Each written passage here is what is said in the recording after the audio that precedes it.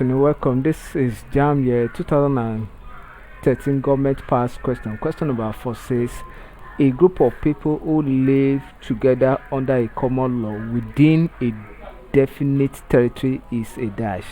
A group of people who live under a common law within a definite territory is dash. And this definition is applicable to one of these concepts here. Option A says state, B says community, C says nation state, D say nation. Now when we talk of nation has to do with commonality, people that. Then when we talk of community, means people that live together in a community.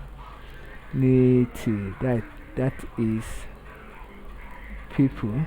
Then but this definition is for a concept called state. So option A is the correct option. Thank you. Kindly subscribe for more of our videos.